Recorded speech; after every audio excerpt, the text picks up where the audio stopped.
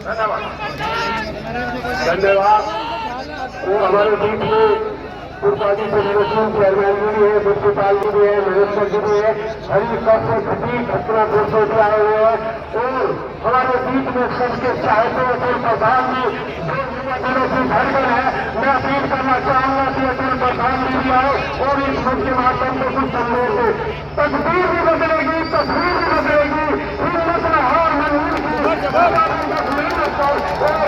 जिंदगी भी बदलेगी। अटल प्रधान जी अभी राष्ट्रीय अध्यक्ष जी आपके बीच में पहुंचने वाले हैं, तो उसके बाद संबोधन अपना करूंगा, लेकिन साथ ही कहूंगा गाना चला दे पार्टी का। कौन है भाई यहाँ पे माइक पे गाना पार्टी का चलाओ ना, राष्ट्रीय अध्यक्ष जी का चलाओ।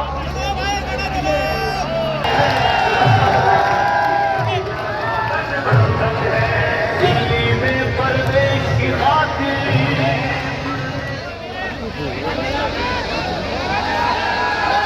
चलना मेरा कैमरा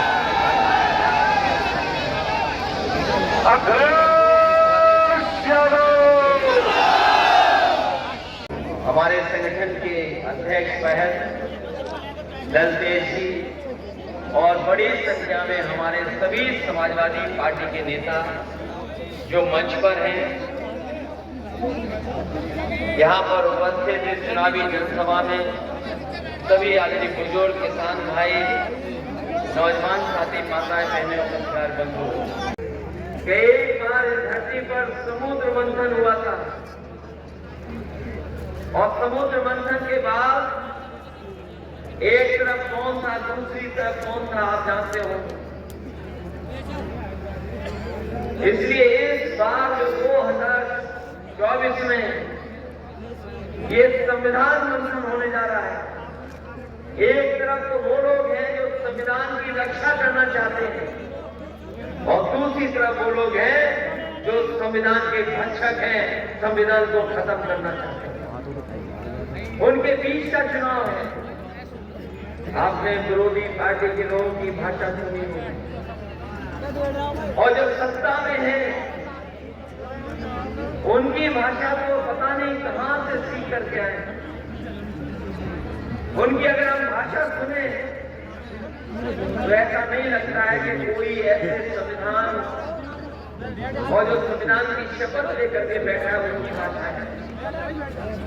उनकी भाषा हमें और आपको डरा रही है, मौकों पर डराते हैं हमें और आपको।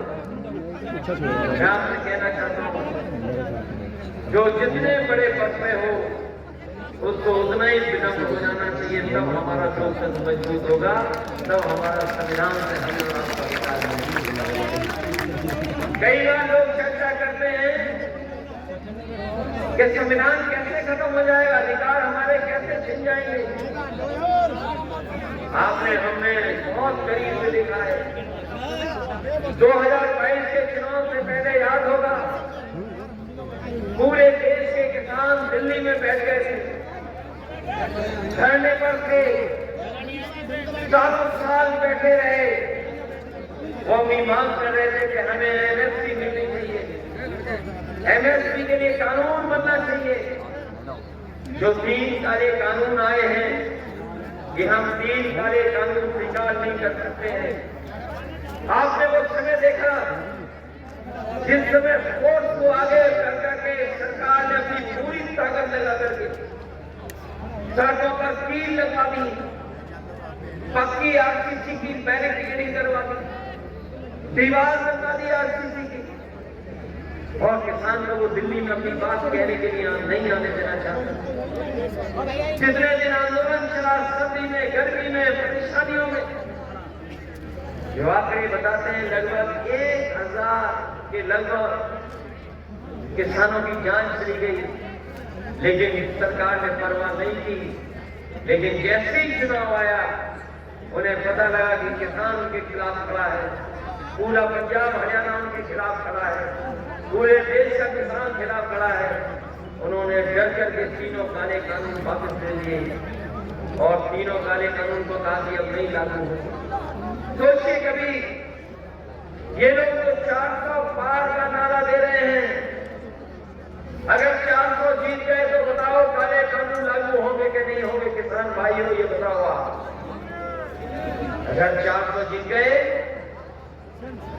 तो हमारे यहाँ की खेती, खेत में पैदा होने वाली चीज, जितनी भी फसलें हैं, ये बड़े बड़े उद्योगपतियों के हवाले कर देंगे। अभी मैं सुन रहा था, देश के प्रधानमंत्री कह रहे थे कि हमने भंडारण तैयार करवा दिया है।